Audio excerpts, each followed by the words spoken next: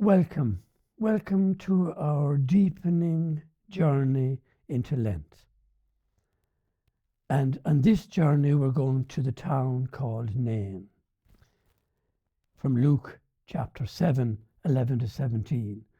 So let us steep ourselves in that sacred word for our journey. Soon afterwards, Jesus went from Capernaum to a town called Nain, and his disciples and a large crowd went with him.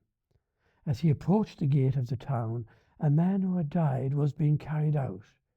He was the only son of his mother, who was a widow, and with her was a large crowd from the town. When the Lord saw her, he had compassion. He had compassion for her, and he said to her, "Do not weep." Then he came forward and touched the bier.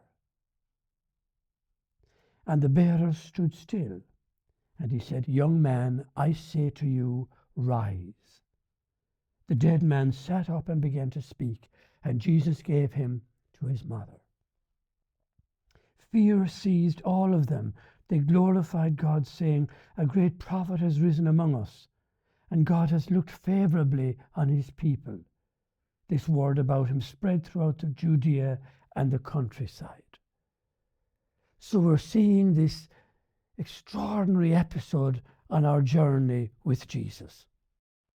Nain is a small Arab village in Lower Galilee in northern Israel, about 8 miles from Nazareth, about 30 miles from Capernaum. They'd have walked about 2 days, and a large crowd went with Jesus and his disciples. Some committed, some not. Bear that in mind. Where are we in that journey? Are we among the disciples committed, or are we just curious? He sees a procession of people, large procession, because people are really upset about this woman's predicament. How many people do we know in a similar place of loss and grief? Jesus is touched with compassion. He reaches out and touches the bier. He tells this young man to live. Rise and live. It reminds me of St. Teresa of Avila in the book of her life. Father Matt Blake writes, when he was talking to us about this, he says in her life, she says in chapter 8 of the life, "I wanted to live. For well I understood I was not living, but was struggling with the shadow of death. But I had no one to give me life. I was unable to catch hold of it." Teresa had this moment of meeting Jesus. He let him put his hand on her and say, "Teresa, live." And that's the invitation that Jesus is giving to each of us. What is the coffin, the funeral of your life? Emily Dickinson has a great poem, "I felt a funeral in my brain." That dead end places we can end up in. Sin is one of these dead end places. And on our journey to shed that and to live, to want to live. Jesus speaks to this young man to live, to return to his relationships, to live his life. So we are meditating on places that are funeral filled. And very often to look back on life and to grieve for the funeral places in our lives where we have chosen to die rather than to live. There's a power here. Jesus is offering life, and he reveals himself as the source of life. Can you feel the power of that text?